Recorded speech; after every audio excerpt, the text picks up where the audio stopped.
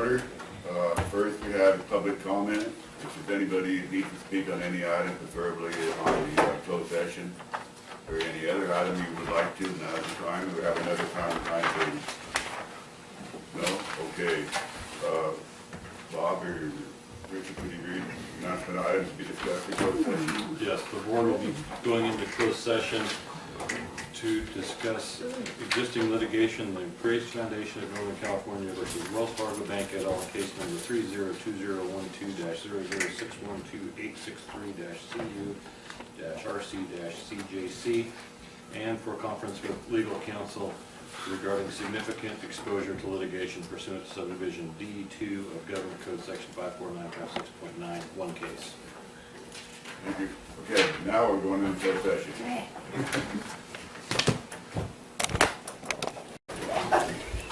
Jim, would you read the pledge? Ready to salute. Pledge allegiance to the flag of the United States of America and to the republic for which it stands, one nation, under God, indivisible, with liberty and justice for all. Almighty God, we pray this day for your ever-enduring guidance. We ask you plug us in wisdom and fortitude that we may disperse our knowledge and facts intelligently among all humanity of whom we serve. Amen. Announcement of items discussed in closed session. Mr. Chairman, the board met in closed session for a conference with legal counsel for existing litigation, the Grace Foundation of Northern California versus Wells Fargo Bank et al. Case number 30201200612-863-CU-RC-CJC. There was no reportable action. The board also met in closed session for a conference with legal counsel regarding significant exposure to litigation pursuant to subdivision D2 of the Government Code, Section 54956.9, one case, and there was no reportable action. Agenda approval, additions, and/or deletions. Mr. Chairman, I just wanted to suggest potentially, wasn't aware that Mr. Wask wasn't going to be here till late last week, and I believe Supervisor Chapman may be unavailable this afternoon. If that's the case, I would suggest we put off our 1:30 item until the full board can be here. That's the capital improvement. Is that okay, everybody?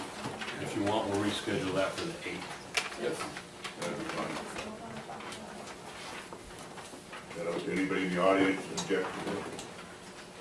Seeing none, any other changes? And I would like to adjourn the meeting in memory of Dr. Rich Minor.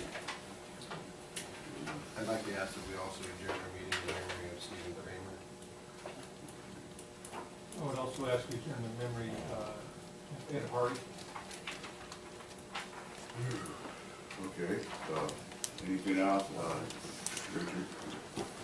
I don't have anything. If them changes, we'll have a motion to, I'll make agenda. that motion. I'll make the motion about that. Second. Any more discussion on the agenda? All in favor, say aye. Aye. Opposed, say no. Ayes have it. Okay, let's move to your public comment. I have a request from Mrs. Smith.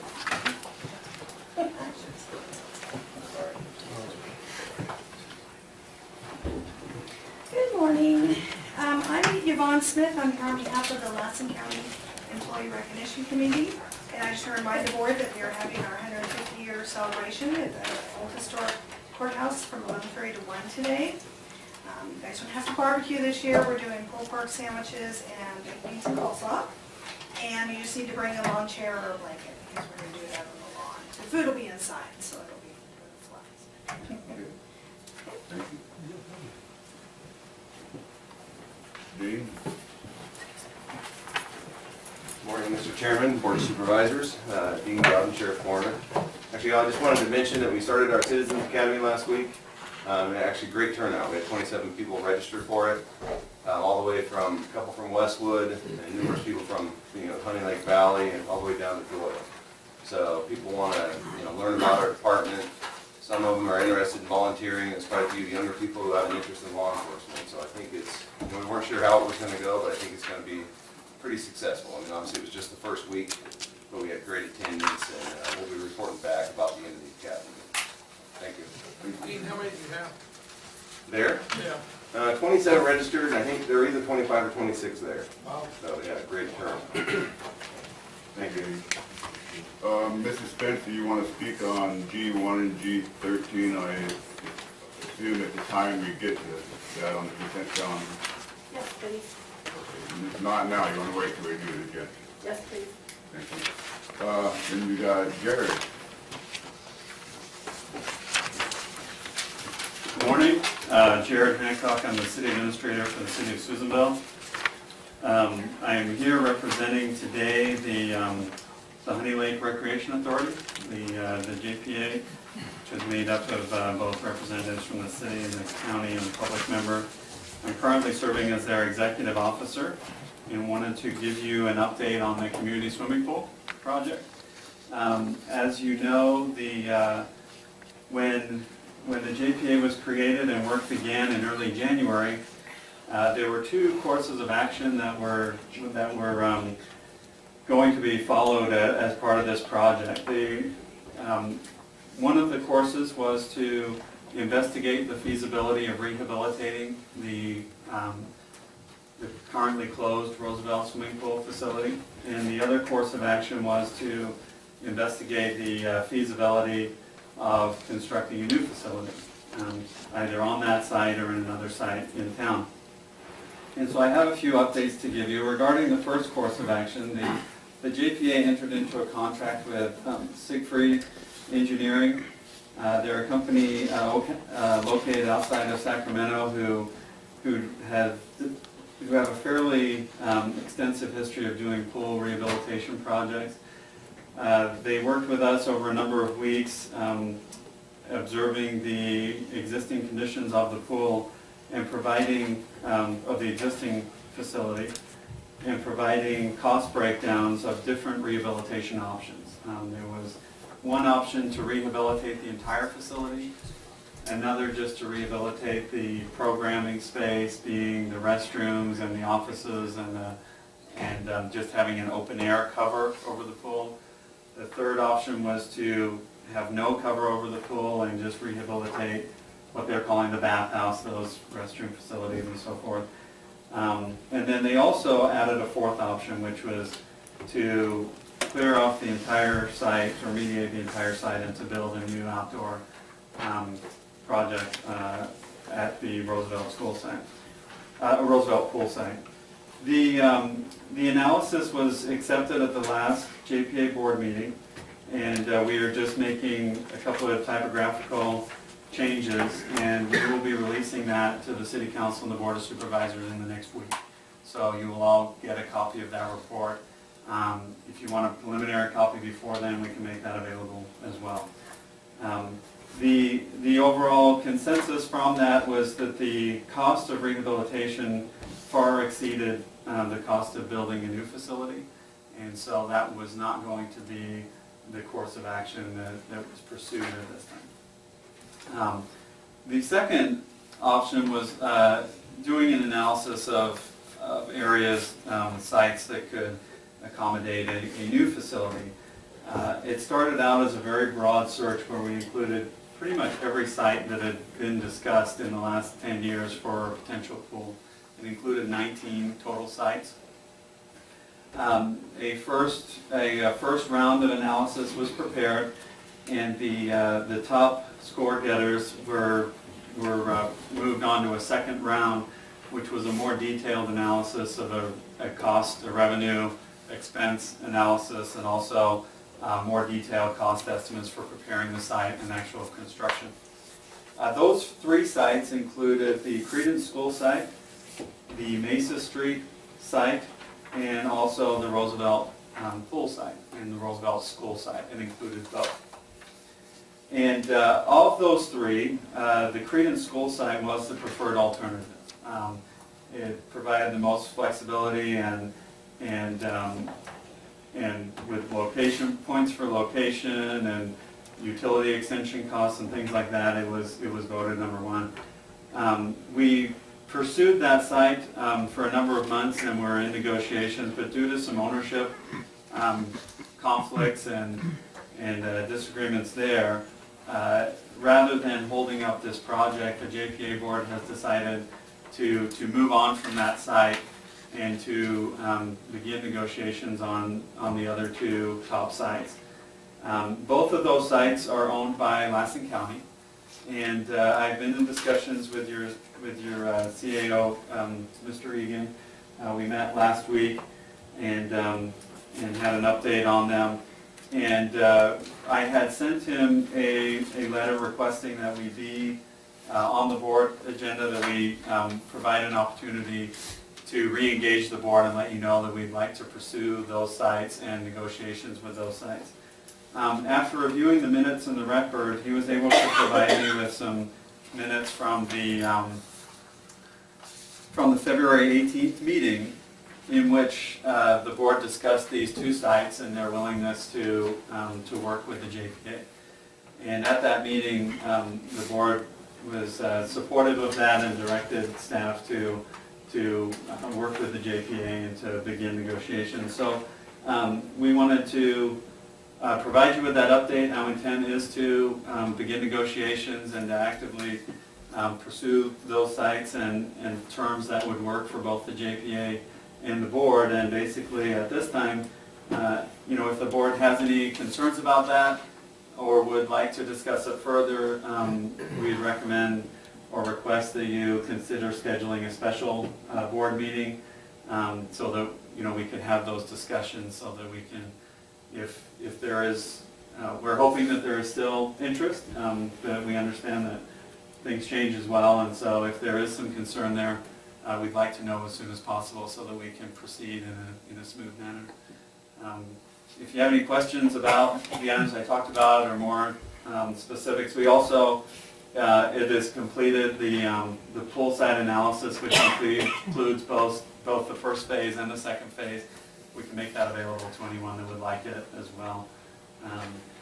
Our goal is to make sure that the most accurate information about what's going on is out there, because in the absence of information, people will make up their own. So, Question for Jared. No, I'd like to get a hold of that document as soon as possible. I will, Richard, I'll email you both of them today. The pool site analysis is complete. You'll be getting the draft of the Siegfried analysis, but they're just minor typographical changes that will be made. And if any of you have questions about it as we move forward, you have my email address, or feel free to give me a call. I'd be happy to go over any of the documents with you. Okay, thank you, Jared. Thank you. No question, Dean? Go ahead, Jared, sorry. I just want to say one more thing. So obviously yesterday we suffered some unfortunate events in our county. One was Mr. Hari, how you pronounce it? Up in Big Valley, an unfortunate accident, and then the death of Richard Minor out in Janesville. And all I'm going to say about that one is that it's our top priority right now. We're putting all our effort into determining what the facts are surrounding that death. I'm just going to leave it at that. But. Thank you, Dean. Anybody else? Okay, we'll move on. We got time for board member reports. Jim? Nothing, Mr. Chairman. I was going to report on the full board meeting, but I think Mr. Hancock has already exhausted it, so I'll leave it at that. Thank you, Jim. Aaron? The only thing I have is the Golden State Star Party. They're going to be looking at stars up there on this week, and the 27th, tonight is 27th, is a public viewing. Actually, when I want to go up there, so they can get hold of me. I can give them directions. That's it. Tom? I did reach out to the Washoe County CAO, and I have not been able to speak with him about Sierra Army Depot, and I foresee doing that tomorrow, and maybe Richard and myself can go over and have a joint meeting with them about the Army base. Okay, thank you. I just got a couple of things. I don't know how the rest of you, your cable vision, on your TVs, mine's terrible, it's been terrible. And, you're constantly getting those signals, and the wife has called them several times, and nobody seems to care, want to do anything about it. Doesn't something, the board, county, have something to do with what a cable vision supplier is? Your Cablevision, it's Dio, I think. VIGO. Yes, I believe we have a franchise relationship with them. They're doing a terrible job. And, Okay. that needs to be looked into. Mr. Chairman? Yes, If I could add off on that point, I've had several complaints from constituents too, in terms of channels even being like drop. I guess they recently got rid of channel 12 out of Chico. Oh, they did. So, We used to get no signal, it's Yeah. just blank, constantly. but that's also, I mean, just the poor quality of signal. And there are other options, and one of the options is the Honey Lake TV translator. And so I think it would be good, and especially as we have budget times coming up here this summer, maybe invite them to come in and give an update. And I think one of the things that they have an excellent signal. And, you know, for $25 a year, it's an amazing bargain. So, but it's a matter of how you provide connectivity. It requires the installation of an antenna. But there is an alternative service for those who either don't want to pay for satellite TV or the cable TV that Honey Lake TV is providing, and I think it's something that is underappreciated in the county. There is an opportunity there if you're interested. I think it'd be good if we could invite them to come and maybe update us as to where they stand and what we could do to help promote them in a bigger way. Okay. Any more questions?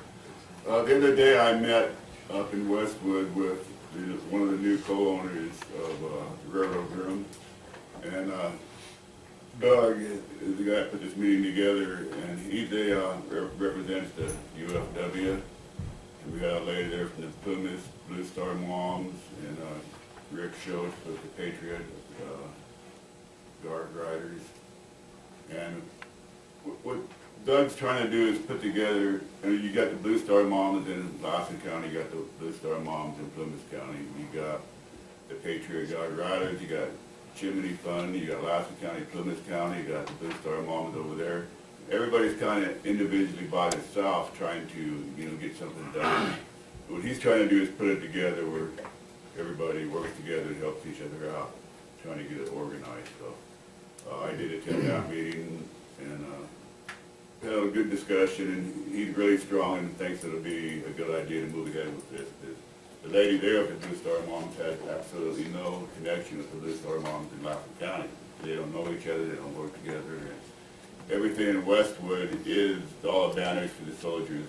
We haven't seen them done to Plymouth County.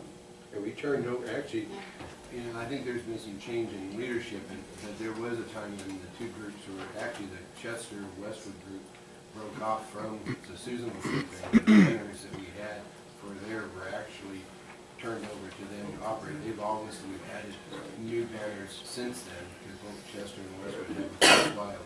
There's a lot of groups working on their own. I mean, the VSW, you got the Patriots, you got the American Legion, you got the Blue Star Moms, you got all these different groups that, you know, could they work together as a benefit instead of each individually?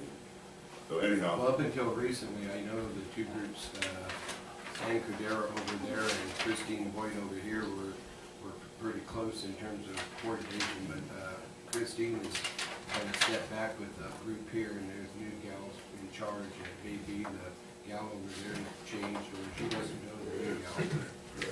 Hopefully they can get together. Anyhow, I attended that meeting, and another issue I think we need to look at, and it's not anything we gotta look at today, but it's I can see it becoming a big headache and a big nightmare, because what's going on in the governor's office is a groundwater district. We do have legislation to impose one here if we want to.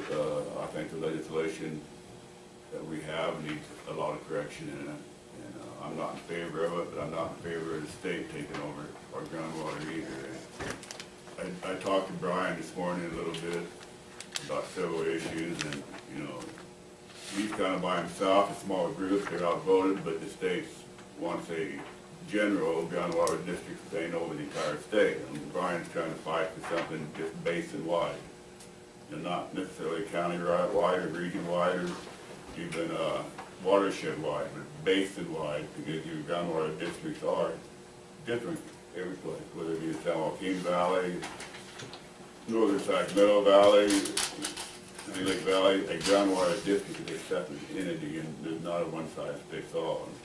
Kind of how I understand it is if this happens, the state will leave alone those that have a groundwater district. You already have the ongoing groundwater district, they're not gonna bother you. If you don't, the state will automatically, whatever's in the legislation, take over. So, it's a big deal to put it together and make it work, and I would rather leave it how it is. Again, I think maybe locally we need to be looking at something in the future of, how we're gonna handle this issue. Anything else? If not, we'll move on to our 10 o'clock public hearing. Planning and building services. Morning, Mr. Chairman, members of the board. Morning, Anderson, planning and building. You have before you today a proposal to adopt a housing element, the 2014 housing element, which the board will recall, or 2014-19 housing element. The board will recall that we were before you some weeks ago with the draft. The board did give direction to staff to submit that to the state. The state actually turned it around in record time, and we're pleased to report that they had very few comments. Their only comments were to be sure to measure and track and make some specifics here. Multifamily dwellings, so they want to measure that. Maurice, I guess I should, the public hearing, so we'll start the public hearing at 10:01. Very good. We're now on the staff.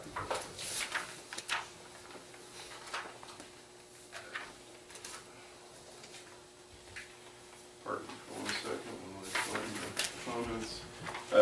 As I said, their only comments from the state were that they want to track applications for multifamily projects in CT and R3 zones, and that they want to have us continue to evaluate conditional permits for multifamily housing, whatever that means. But in short, they have very few comments, and that was a result of some hard work from Jamie Smith, Thomas Maioli, and our consultant Mike Martin, who is here today. And we're recommending that you approve by resolution the element as well as the negative declaration that goes with it, and we can go into any detail that you want, or we can, or the board can take my recommendation and make the motion. So whatever the board's pleasure.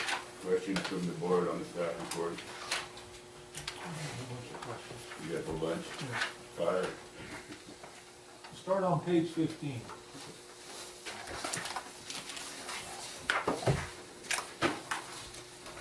You have Little Valley, community Little Valley, and then the town center is located 120 feet above Forest Creek at approximate elevation of 2,100 feet. Is that correct? That seems awful low to me. That does not sound correct to me. I can help with that answer. Little Valley's at an elevation of 4,133 feet. Okay. 4133. And then also down under structural protection, you have some volunteer fire departments. Should those be included in there, or are those just CAL FIRE units? The same page. What is the question? I'm sorry. You have structural fire protection.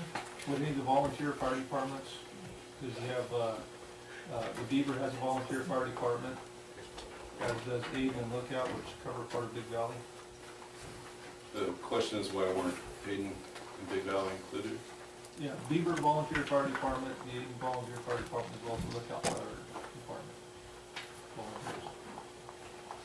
But they do have Little Valley relies on the Little Valley Volunteer Fire Department, and we learned on our field trip earlier this year, assuming no one has stolen gas from the fire engine, you can actually go out. I just found that just totally. And I didn't know if there was other volunteer fire departments in the county as well that would fall under that or not. Then after that, you move on to page 40.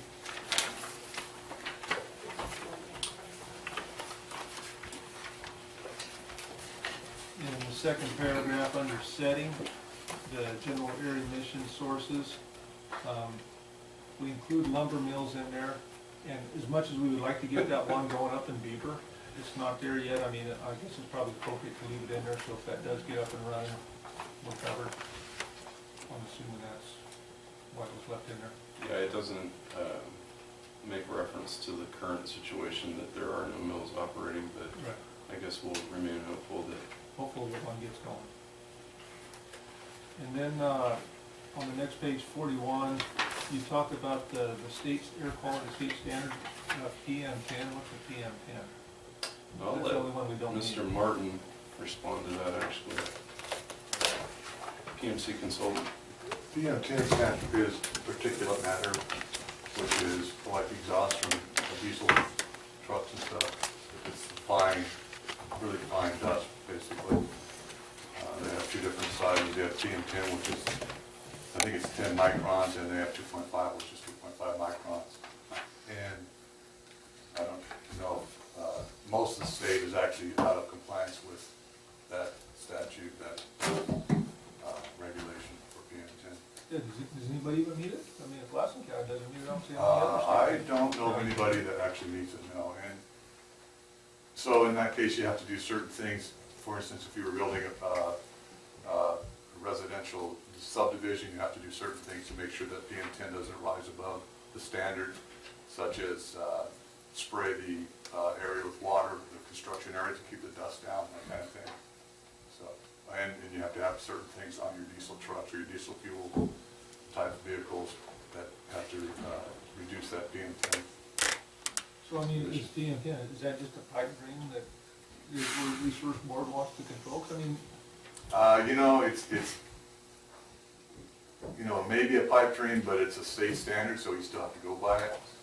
Whether or not it actually ever happens, like greenhouse gases, I mean, the state can put as much greenhouse gas standards as they want, but if the whole world doesn't do it as well, it doesn't really do any good, so.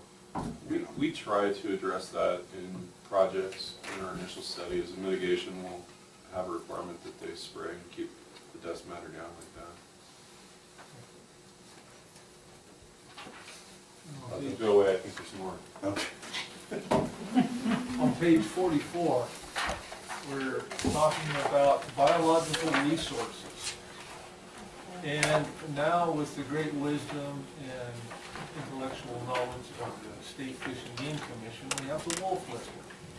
And the wolf has been known to run around through Lassen County. I mean, is that something that needs to be put in there as part of the aid, that the wolf is going to be a less than significant impact, or? It wasn't considered in this document because the animal wasn't adopted as endangered. And he's still not here now, but he's anticipated to be here in the future. I mean, should we put the T-Rex and woolly mammoth in there too? I mean, they might come back. That's on page 46, actually.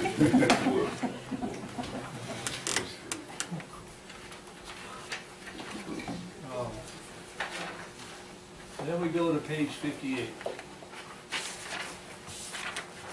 And here we're talking about the dams of greater than 25 acre feet with 50 foot capacity, etc. And the reason I bring this up is there's not many of those in here. And in the county, I have 2 of those that I have the guy come out and tell me every year what I have to do to my dams to keep them in fine shape. And the one thing that they always say is rodent control. You have to control the rodents. But yet they give you no control measures to control the rodents. They're talking about, i.e., the ground squirrels, which leads me to my further discussion on our next agenda item, which is F1. They're trying to further eliminate the options for rodent control. F1 is the banning of lead ammunition. No. You cannot use traps anymore, the label traps to trap them. You can't use poisons anymore. So anyway, that's something that needs to be talked about, is the lack of ability to control rodents. And I would like to see something like that entered into your statement. Well, okay, so to understand, these are initial study responses. The initial study is circulated. We're proposing for its adoption today. What you're proposing would require recirculation of the initial study and for us to come back, which would potentially impact grants and loans departments as well as some health and human services departments. that rely on an adopted housing element. I don't see Mel today, and I can't. Right here. Oh, She does. You know, it's just something that I'd like to bring up for discussion, because this Right. is very, right. And that's fine, but I'm not sure that we can't have that discussion without recirculating this initial study. Maybe we have that discussion as part of item one and put it in context of this item. and that's entirely possible. Can I make a comment on that too? All the standards in CEQA have to follow certain standards or certain regulations that are in place. So like, for instance, the dams like you were talking about, there are really no regulations in place for dams. And what it is, it's for dam failure, and it's actually not dam failure, it's for the inundation area that people that'll get flooded out.